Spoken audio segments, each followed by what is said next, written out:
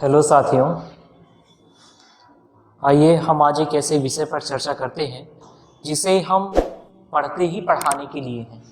मान लीजिए हम इतिहास पढ़ रहे हैं, भूगोल पढ़ रहे हैं, अर्थशास्त्र पढ़ रहे हैं, गणित पढ़ रहे हैं, तो ये विषय तमाम आयाम अथवा बहु डायनेमिक्स के साथ आते हैं जिसे हम वनडे एग्जाम, एसआई, आरओपीसीएस तमाम जगहों पर यूज करते हैं। परंतु एक ऐसा सब्जेक्ट है जिसका उपयोग आप पढ़ते हैं पढ़ाने के लिए कर रहे हैं, यानी कि इसका एक सबसे अहम उपयोग पढ़ाने के लिए हो रहा है, जिसे आप पढ़ इसलिए रहे हैं कि उसे आप पढ़ा सकें। वो विषय है चाइल्ड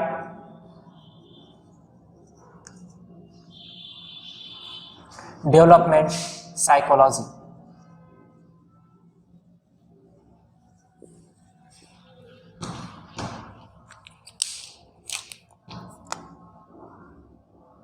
बाल विकास मनोविज्ञान।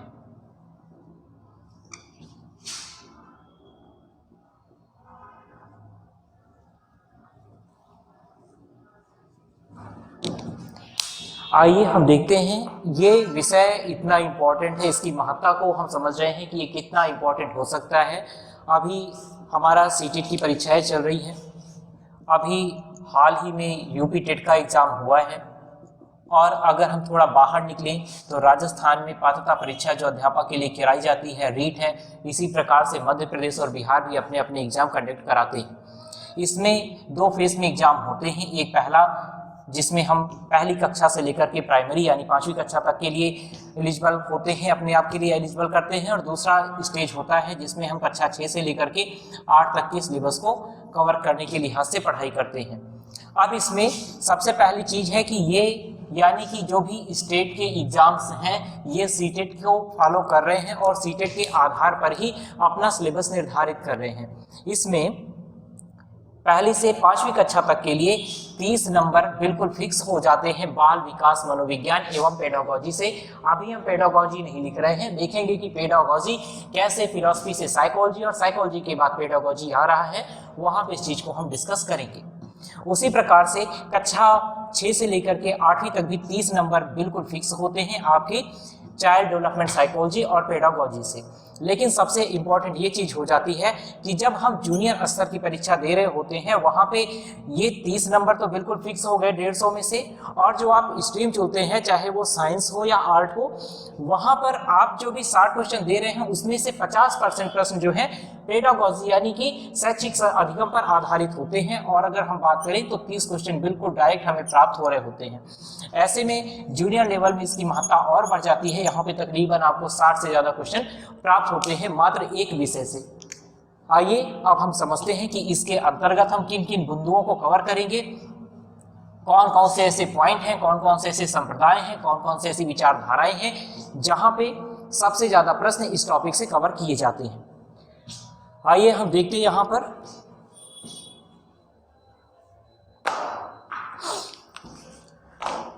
हम यहाँ पे 2 टॉपिक देख रहे हैं। पहले इसे हम डिवाइड कर लेते हैं। एक तो चाइल्ड साइकोलॉजी यानी कि बाल मनोविज्ञान एक अलग चीज है, जबकि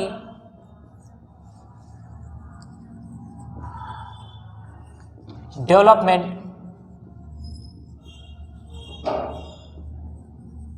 साइकोलॉजी यानी कि विकासात्मक मनोविज्ञान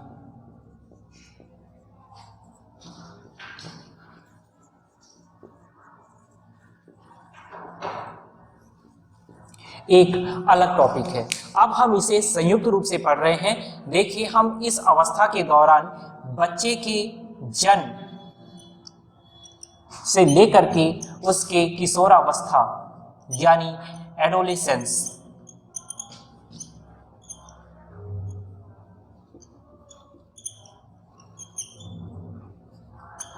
तक के विकास को पढ़ रहे हैं, अथवा वो इसमें कौन सी चीजें सीख रहा है उसको पढ़ रहे हैं। जबकि डेवलपमेंट के अंतर्गत हम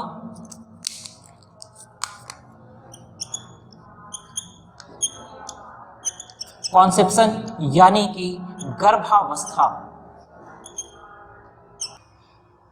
इधर हमने देखा कि ये चाइल्ड डेवलपमेंट साइकोलॉजी, इसे हम संयुक्त रूप से पढ़ रहे हैं, लेकिन ये दोनों अलग अलग विचारधाराएं हैं अथवा संप्रदाय हैं अथवा स्कूल्स हैं। जो चाइल्ड साइकोलॉजी यानी बाल मनोविज्ञान और डेवलपमेंट साइकोलॉजी यानी विकास का मनोविज्ञान अथवा विकासात्मक मनोविज्ञान है, इस आधार पर हम तोड़ते हैं, जिसमें हम बाल मनोविज्ञान के अंतर्गत शिशु के जन्म से लेकर के उसकी किशोरावस्था तक की चीजों को कवर करते हैं। और उसके बाद जब हम डेवलपमेंट साइकोलॉजी यानी विकासात्मक मनोविज्ञान की बात करते हैं, तो किसी भी शिशु के जन्म के पहले यानी बिफोर बर्थ यानी कंसीवनेस यानी गर्भावस्था में आने की प्रक्रिया से उसके अनंत यानी उसके अंत तक वृद्धावस्था यानी कि उसकी ओल्ड एज तक वो जो भी सीख रहा है,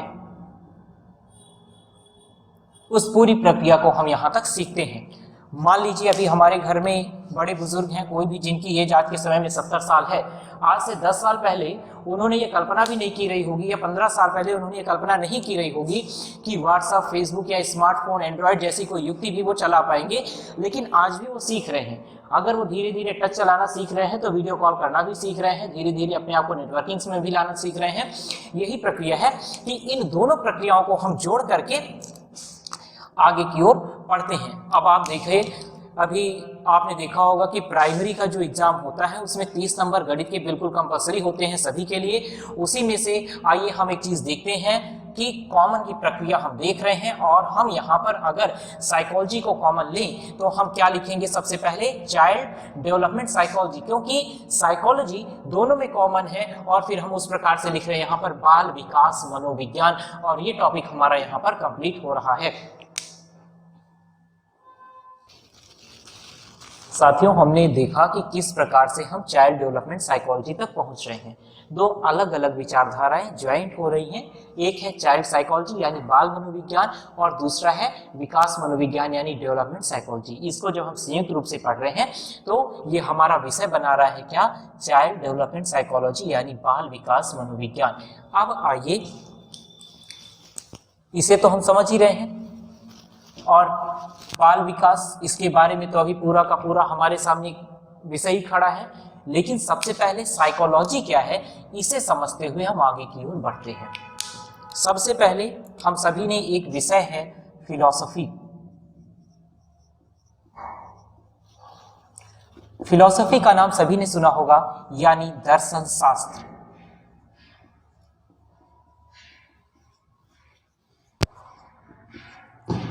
दर्शन शास्त्र को सभी विज्ञान का जनक माना जाता है, और उसी में से एक विज्ञान यानी एक साइंस, मनोविज्ञान, साइकोलॉजी निकल रही है।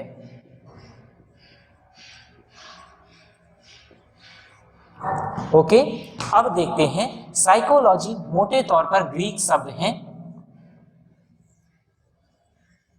साइके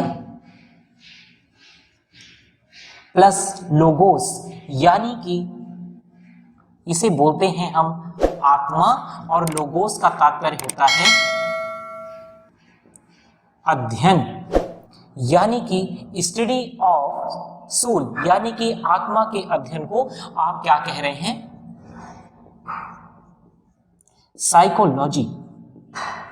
ये चीजें साइकोलॉजी प्राच्यवाद यानी कि पश्चिम सभ्यता के लिए कोई नई चीज हो सकती है, लेकिन अगर आप भारतीय दर्शन की बात करें तो हम उसमें आध्यात्म की ही बात करते हैं, यानी अध्ययन किसका? आत्मा का। और वही पाश्चात्य ला रहा है क्या? आत्मा का अध्ययन। यानी एक तरफ हम स्टडी ऑफ सोल पहले से कर रहे हैं, और कहाँ पे कर रहे हैं? अपने दर्शन में ही कर रहे हैं। हम अगर बात करें, हमारे ही दर्शन अलग हुए, चाहे वो सांख्य दर्शन हो, योग हो, पूर्व मीमांसा हो, उत्तर मीमांसा हो, न्याय हो, यानी कि दर्शन से ही हम क्या पढ़ रहे हैं? आध्यात्म को निकाल रहे हैं। और वही प्रक्रिया यहाँ पर अरस्तु के पहले से शुरू हुई और 16वीं शताब्दी तक आई, यानी कि वो दर्शन शास्त्र से साइकोलॉजी को अलग करते हैं, और ये बताते हैं कि ये जो साइकोलॉजी है ये क्या है? ये सोल का स्टडी है, यानी कि आत्मा का अध्ययन है। ये प्रक्रिया आपने समझी, लेकिन निरंतर इस प्रक्रिया में बदलाव होता रहा, और साइकोलॉजी अपने रूप को बदलते हुए आगे की ओर बढ़ती रही। इस चीज को जरा हम यहाँ पर हटा रहे हैं और आगे बढ़ते हैं कि किस प्रकार से अलग अलग विद्वान साइकोलॉजी को अपने ढंग से प्रस्तुत करते रहे हैं। अगर हम बात करें अरस्तु की,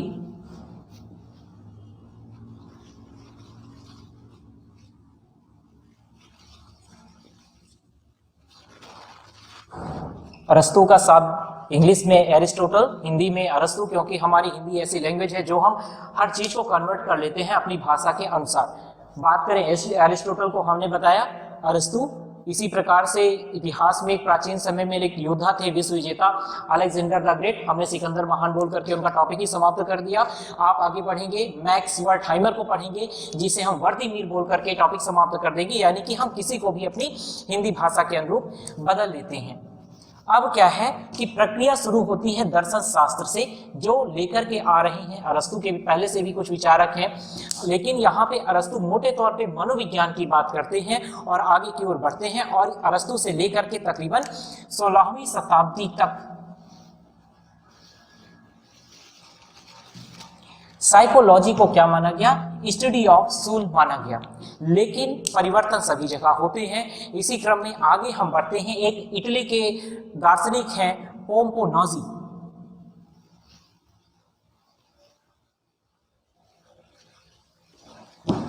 पोम्पोनोजी बता रहे हैं कि नहीं, ये जो साइकोलॉजी है ये आत्मा का अध्ययन नहीं है, ये मन यानी माइंड का अध्ययन है।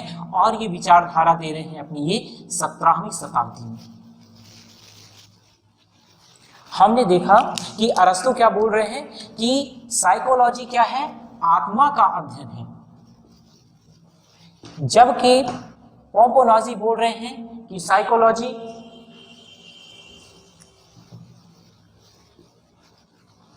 मन का अध्ययन है। और ये प्रक्रिया तकरीबन अगले 200 सालों तक चलती है। और फिर एक सबसे अहम व्यक्ति स्कूल यानी कि फर्स्ट लेबोरेटरी ऑफ साइकोलॉजी के स्थापित करेंगे। वो प्रक्रिया हम आगे पढ़ेंगे। यहीं पर हम उनका नाम लिख रहे हैं, विल्हेम वुंट।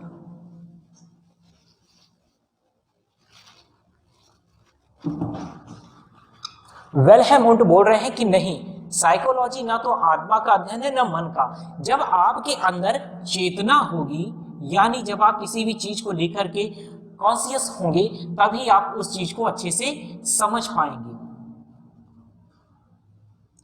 यानी कि साइकोलॉजी को चेतना के साथ कौन जोड़ रहा है? विल्हेम वुंट जोड़ रहे हैं। अब हमने ऊपर 3 अलग अलग दार्शनिकों को देखा, अथवा 3 अलग अलग मनोवैज्ञानिकों को देखा, जो अपने हिसाब से साइकोलॉजी को डिवाइड कर रहे हैं। अरस्तु क्या बता रहे हैं कि आत्मा का ही जो अध्ययन है वो साइकोलॉजी कहला रहा है। लेकिन इसके बाद एक इटालियन दार्शनिक है पोम्पोनोजी बोल रहे हैं कि मन, जब हम मन की बात करते हैं, मन के अनुसार कुछ क्रिया संचालित करते हैं, तब ये प्रक्रिया क्या कहला रही है? यहाँ पर साइकोलॉजी कहला रही है। और ये प्रक्रिया तकरीबन 200 सालों तक आगे चलती है। लेकिन फिर इसमें एक बदलाव आता है और एक इसमें जर्मन दार्शनिक आते हैं, जर्मन मनोवैज्ञानिक आते हैं, विल्हेम वुंट। वो बोलते हैं नहीं, आत्मा जैसी कोई चीज होती नहीं है और मन का कभी अंत होता ही नहीं है। तो जो जिस अवस्था में आप हैं, वहीं पर आप जिस चेतना के साथ कार्य कर रहे हैं, वही प्रक्रिया क्या कहला रही होती है? साइकोलॉजी कहला रही होती है। लेकिन इन सब को बदल देते हैं आकर के आगे एक और दार्शनिक हैं, अमेरिकन थिंकर हैं, जेबी वाटसन। जेबी वाटसन बोलते हैं कि चेतना किस आधार पर चेतना होगी, आदमी का व्यवहार निर्धारित करेगा। आदमी का रिलेशन निर्धारित करेगा कि आखिर ये चेतना है क्या, मन क्या है, आत्मा क्या है, अथवा किस आधार पर आप किसी भी चीज से जुड़ रहे हैं, वही आपके व्यवहार को डिफाइन कर रहे हैं। और व्यवहारवाद को लेकर के यहाँ पर कौन आ रहे हैं? जेबी वाटसन आ रहे हैं। ये 20वीं शताब्दी में अपनी बात को यहाँ पर स्पष्ट कर रहे हैं। आइए एक बार हम पीछे चलते हैं। हमने देखा कि मोटे तौर पर साइकोलॉजी यानी कि जो मनोविज्ञान है, ये दर्शन शास्त्र से निकल रहा है। और मोटे तौर पर ग्रीक शब्द हैं, ग्रीक भाषा के। आत्मा यानी कि अध्ययन हम कर रहे हैं, जिसमें साइको प्लस लोगोस, ग्रीक के वर्ड है साइके प्लस लोगो, जिसमें हम अध्ययन कर रहे हैं किसका? आत्मा का। साइकिक का तात्पर्य है आत्मा यानी सोल, इसका स्टडी कर रहे हैं हम। तो वो प्रक्रिया क्या कहला रही है? साइकोलॉजी कहला रही है। और ये विचार प्रस्तुत कर रहे हैं अरस्तु। और यही विचार अरस्तु से लेकर के तकरीबन 16वीं शताब्दी तक चल रहे हैं।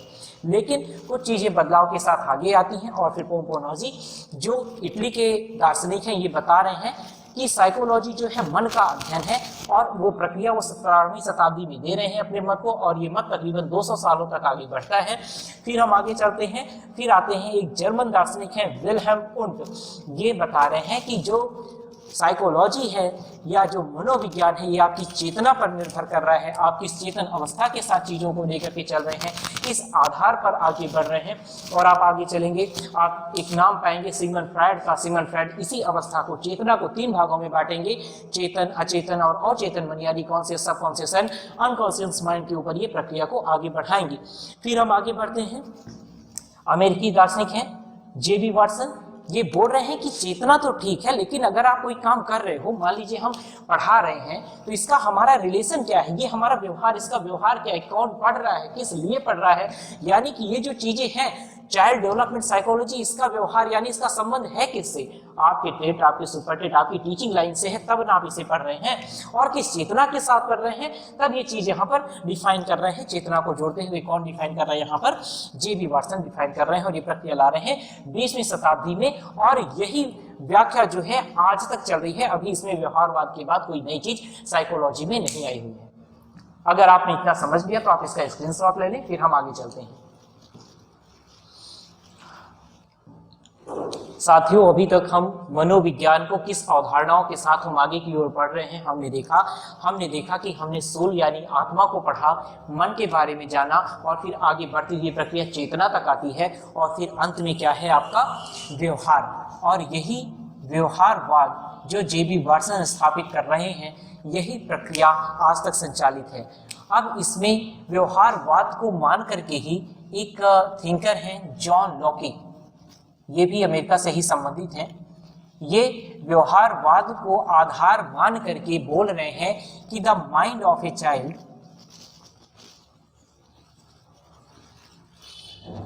यानी कि एक बच्चे का जो मस्तिष्क है, the mind of a child is tabula rasa. ये वहां की लोकल लैंग्वेज में बोल रहे हैं। अब तबुला रासा का मतलब होता है ब्लैंक बोर्ड अथवा कोरा कागज।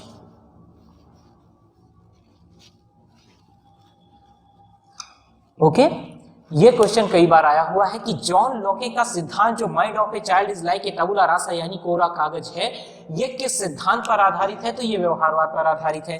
व्यवहारवाद लेकर के कौन आ रहा है, अभी आपने देखा जेबी वाटसन लेकर के आ रहे हैं।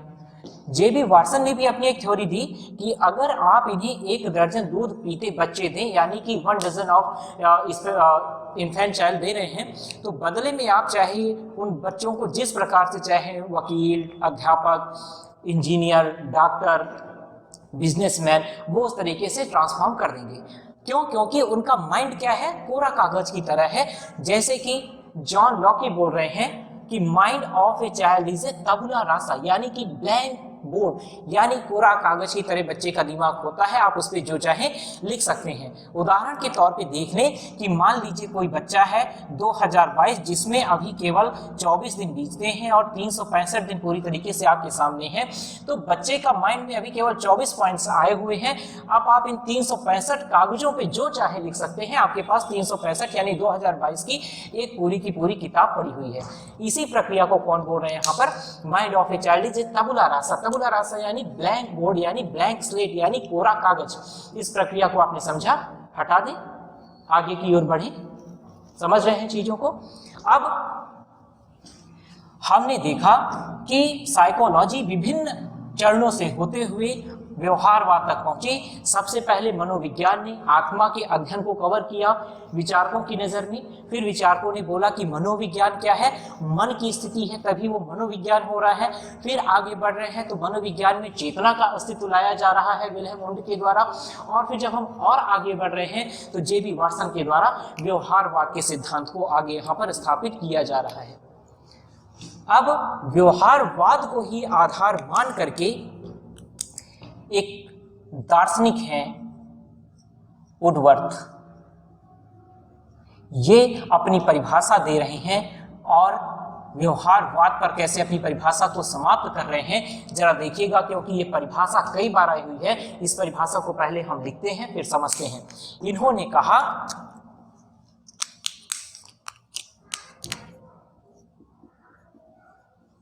First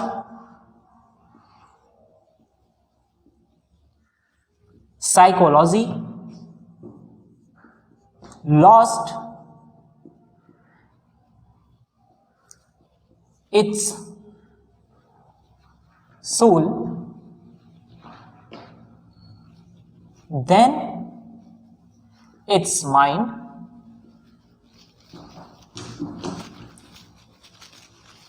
then it lost its consciousness, and now some sort of behavior. समझते हैं इस चीज को अच्छे से। यानी कि पहले मनोविज्ञान ने अपनी आत्मा खोई, फिर इसने अपना मन खोया, फिर इसने अपनी चेतना खोई, और अब ये व्यवहारवाद के कुछ हिस्से को लेकर के आगे की ओर बढ़ रही है। ये प्रक्रिया आप समझ रहे हैं कि व्यवहारवाद को आधार मान करके वुडवर्थ अपनी परिभाषा दे रहे हैं। क्या कह रहे हैं कि first psychology lost its soul, then its mind, then it lost its consciousness and now some sort of behaviour. यानी कि पहले मनोविज्ञान ने अपनी आत्मा खोई, फिर इसने अपने मस्तिष्क को खोया अथवा मन को खोया, फिर इसने अपनी चेतना को खोया, और फिर उसके बाद अब कुछ यानी कि व्यवहारवाद के कुछ हिस्से को लेकर के आगे की ओर बढ़ रही है। अब इसके बाद व्यवहारवाद को ही आधार मान करके एक थिंकर आ रहे हैं, अथवा आप उन्हें संयुक्त रूप से दो थिंकर बोल सकते हैं। अमेरिकन दार्शनिक हैं क्रो एंड क्रो। ये दो व्यक्ति हैं, एक हैं डी क्रो और हैं एलिस क्रो। यानी कि डी क्रो और एलिस क्रो को हम संयुक्त रूप से क्रो एंड क्रो पढ़ रहे हैं। जैसे हम चाइल्ड साइकोलॉजी और डेवलपमेंट साइकोलॉजी को संयुक्त रूप में चाइल्ड डेवलपमेंट साइकोलॉजी पढ़ रहे हैं, तो उसी प्रकार से क्रो एंड क्रो अपनी परिभाषा दे रहे हैं और ये बोल रहे हैं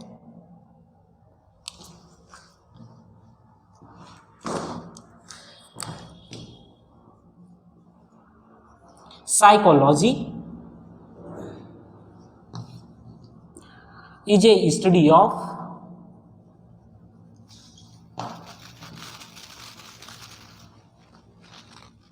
human behavior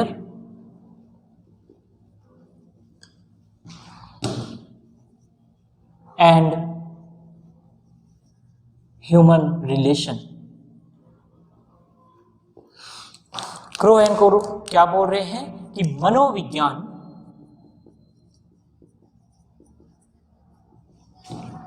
मानव व्यवहार तथा मानव संबंधों के बारे में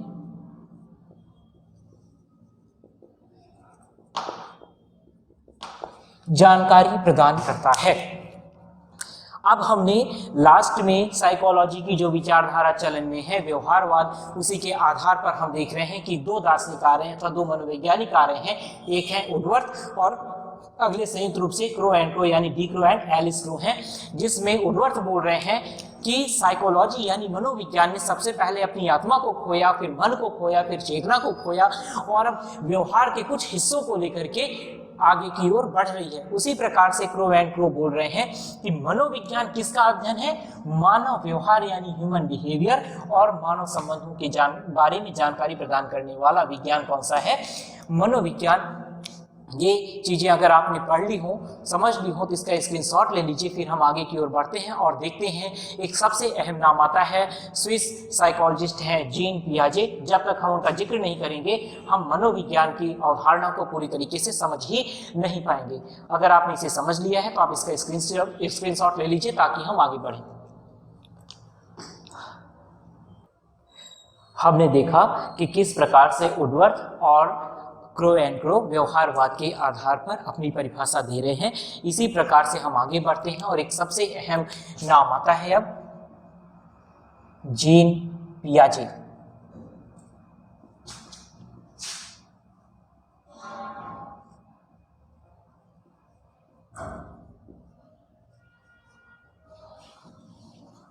जो एक स्विस मनोवैज्ञानिक हैं, ये बता रहे हैं, यानी संज्ञानवाद का फादर भी आप इन्हें बोल सकते हो, कॉग्निटिव चीजें लाते हैं।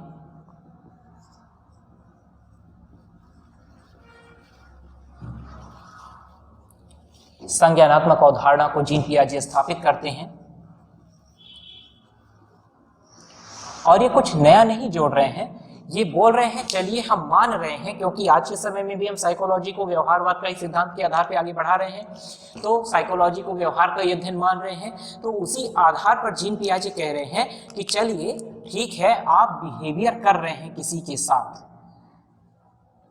यानी आप व्यवहार बना रहे हैं, अच्छी बात है, लेकिन आप उस व्यवहार में किस प्रकार से अपने आप को रिलेट कर रहे हैं, आप किस आधार पर अपना संबंध स्थापित कर रहे हैं।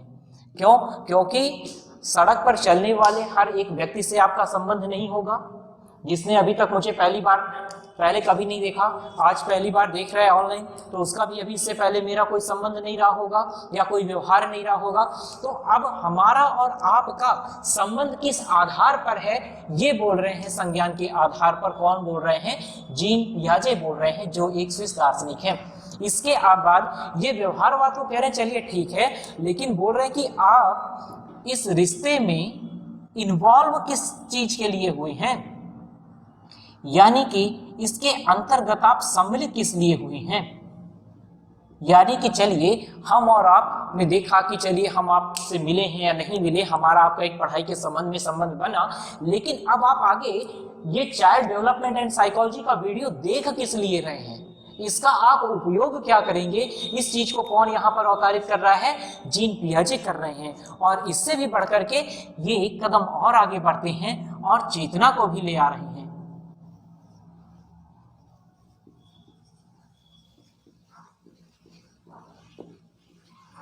चेतना को बोल रहे हैं कि चलिए आपने, अच्छी बात है, आपने एक अच्छा संबंध बना लिया, आप उसमें इन्वॉल्व हैं क्योंकि उससे आपके कुछ हित होने वाले हैं, लेकिन आप उसमें किस एक्टिविटी के साथ जुड़े हैं। यानी कि इस वीडियो को आप एक बार देख रहे हैं, 10 बार देख रहे हैं, नोट के साथ देख रहे हैं, या सिर्फ मजाक के लिए देख रहे हैं, या सिर्फ समझने के लिए देख रहे हैं, यानी कि किस चेतना के साथ आप उसके लिए जुड़ रहे हैं अथवा कार्य कर रहे हैं। और इसके बाद एक सबसे अहम चीज इसके अंतर्गत ये जोड़ रहे हैं, इंटेलेक्चुअल एक्टिविटी।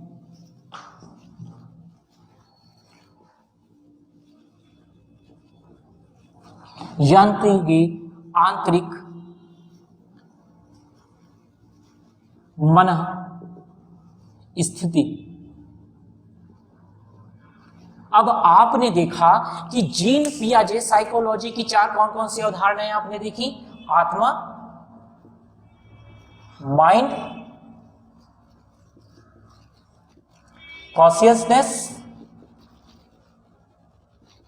बिहेवियर, यानी आत्मा, मन, चेतना और व्यवहार। अब कैसे जीन पियाजे इन चारों चीजों को अपनी परिभाषा में कन्वर्ट कर रहे हैं। ये बोल रहे हैं कि चलिए अच्छी बात है, आप व्यवहारवाद को मान रहे हो आधार, यानी कि बिहेवियर को कवर कर रहे हैं। फिर बोल रहे हैं कि आप इसमें किस चेतना के साथ आ रहे हो, ये कॉन्शियसनेस को कवर कर रहे हैं। और फिर आत्मा के कॉन्सेप्ट को अगर छोड़ दें तो ये बोल रहे हैं इंटेलेक्चुअल एक्टिविटी, यानी आंतरिक मन स्थिति, यानी किस प्रकार से आप अपने माइंड और किस प्रकार से अपने मन को लगा करके आप इस कार्य को कर रहे हैं। ये प्रक्रियाएं आपने देखी कि जीन पियाजे अपनी परिभाषा में, जो कि किस पर आधारित है, संज्ञानवाद, अथवा जब हम आगे पढ़ेंगे तब हम इनका कॉन्स्ट्रक्चरलिज्म देखेंगे, यानी कि रचनावाद देखेंगे, और दोनों को संयुक्त रूप से पढ़ेंगे, तब इस चीज को और बेहतर तरीके से देखेंगे। ये तो अभी हम समझ रहे हैं कि मनोविज्ञान आखिर है क्या। आपने देखा कि वुडवर्थ क्या बता रहे हैं, व्यवहारवाद को बता रहे हैं, क्रो एंड क्रो यानी कि D Crow and Alice Crow व्यवहारवाद के ही आधार पर आगे बढ़ रहे हैं, और जीन पियाजे किस आधार पर आगे बढ़ रहे हैं, ये बोल रहे हैं हाँ चलिए व्यवहारवाद है, अच्छा है, लेकिन सबसे बड़ी चीज संज्ञान यानी कि कॉग्निशन, किस अवधारणा के साथ आप उसको कार्य को कर रहे हैं, किस आधार पर आप जुड़ रहे हैं, ये बोल रहे हैं कि रिलेशन क्या संबंध है, किस आधार पर आप उसमें सम्मिलित हैं, किस चेतना के साथ संबंधित है और किस मन स्थिति के साथ संबंधित है। अगर आपने इतना लिख लिया है, समझ लिया है, तो हम इसको हटाते हुए आगे की ओर बढ़ते हैं। अब ये तमाम सारी चीजें तो रही कि आखिर मनोविज्ञान है क्या। अब आवश्यकता हुई कि क्यों ना हम एक ऐसी चीजें स्थापित करें जहां पर हम मनोविज्ञान के बारे में सबसे अहम चीजें या कि प्रयोग कर सकें या नई नई चीजों को ला सकें। आप देखें प्राचीन परिप्रेक्ष्य में तो तक्षशिला, नालंदा संस्कृत के लिए वाराणसी अथवा काशी, बनारस ये अध्ययन के केंद्र हुआ करते थे। उसी प्रकार से क्योंकि मनोविज्ञान क्या है, एक साइंस है, तो इसके लिए क्या होगा, प्रयोगशाला होगी। फर्स्ट लेबोरेटरी ऑफ साइकोलॉजी कौन स्थापित कर रहा है और कहां पर स्थापित कर रहा है, इस चीज को आइए हम यहां पर देखते हैं।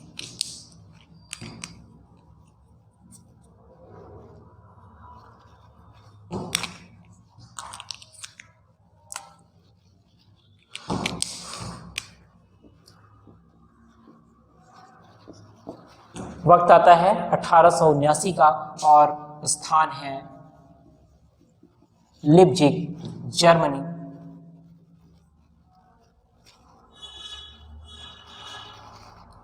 और यहां पर हमने किनके बारे में जानकारी प्राप्त की, जर्मनी से कौन संबंध रख रहे हैं,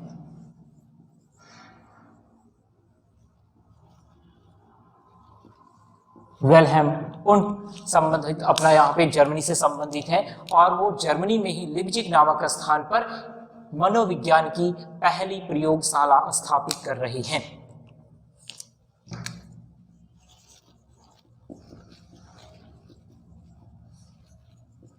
अब इस चीज को जरा समझते हैं।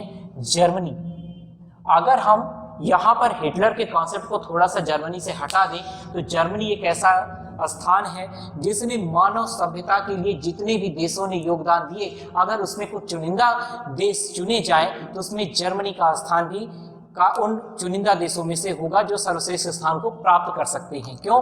क्योंकि आप देख रहे हैं मनोविज्ञान की पहली प्रयोगशाला कहां पर स्थापित की जा रही है, जर्मनी में। इसके बाद जो बच्चे इतिहास के होंगे उन्होंने एक नाम जरूर सुना होगा, मैक्स मूलर का। 1853 में आर्यों के बारे में सबसे पहले कौन जानकारी दे रहा है, मैक्स मूलर। वो कहां से हैं, जर्मनी से। जो बच्चे पॉलिटी से जुड़े होंगे उन्होंने कार्ल मार्क्स का नाम जरूर सुना होगा, और अगर कार्ल मार्क्स का नाम नहीं सुना होगा तो समाजवाद को तो सुना ही सुना होगा, जिसकी यानी कि जो 42वें संविधान संशोधन यानी कि जिसे आप लघु संविधान भी कहते हैं, उसका पूरा का पूरा आधार कौन तैयार कर रहा है, समाजवादी विचारधारा। और समाजवादी विचारधारा को प्रशासित कौन कर रहा है, कार्ल मार्क्स स्थापित कर रहे हैं। और कार्ल मार्क्स यहीं से निकलते हैं, रसिया जाते हैं और लेनिन के द्वारा जुड़ करके वो समाजवाद को लेकर के आते हैं। और यहीं पर एक सबसे और आप जानकारी प्राप्त करेंगे, आइंस्टाइन, इनका नाम तो आपने सुना ही होगा। आइंस्टाइन ने मानव सभ्यता में जितना योगदान दिया शायद वो उनके विज्ञान में दिए गए योगदान से भी ज्यादा है। क्यों? क्योंकि हिटलर को पता था कि भारतीय दर्शन अथवा भारतीय जो भी ग्रंथ हैं उसमें कुछ चीजें धमाकेदार हैं, यानी कुछ बम से संबंधित चीजें हैं। और हिटलर ने इन्हें आग्रह किया कि आप कुछ ऐसा बना करके दीजिए जिससे मैं चीजों को प्राप्त कर सकूं, जिस चीज पर विजय करना चाह रहा हूं, जिस देश पर विजय करना चाह रहा हूं, मैं प्राप्त कर पाऊं। तो उसी समय 1942 का दौर था और अमेरिका में सरकार थी, फ्रैंकलिन डी रूजवेल्ट उसमें प्रेसिडेंट थे, और वहां पे वर्ल्ड साइंस कॉन्फ्रेंस चल रही थी। तब आइंस्टीन ने वहां पर लेटर लिखा रूजवेल्ट को और बोला कि सर, हिटलर कुछ ऐसी चीज की तलाश कर रहा है कि जो अगर उसे मिल गई तो पूरी दुनिया को तबाह कर देगा।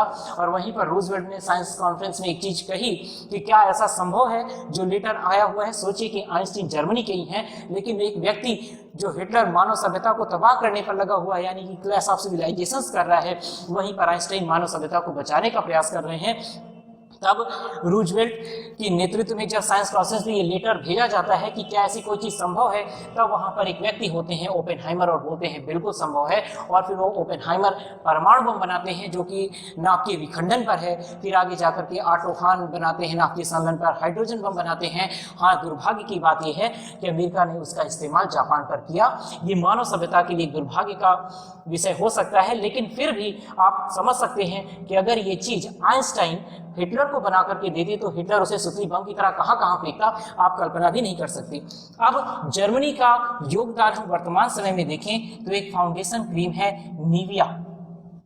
केमिकल क्षेत्र में जर्मनी का जितना योगदान है शायद उतना किसी और देश का रहा होगा।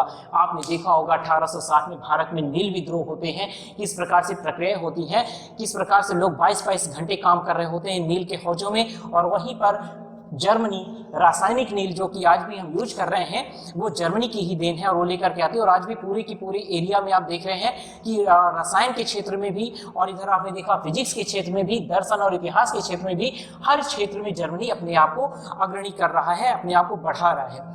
अब हमारे देश की तकरीबन 57% जनसंख्या कृषि पर आधारित है, तो आपको पता होगा आपके घरों में एक प्रोडक्ट जरूर आता होगा बेयर का। ये भारत में जो भी एग्रो प्रोडक्ट्स यूज हो रहे हैं तकरीबन 75% बेयर के हैं। और बेयर कहाँ से संबंधित है?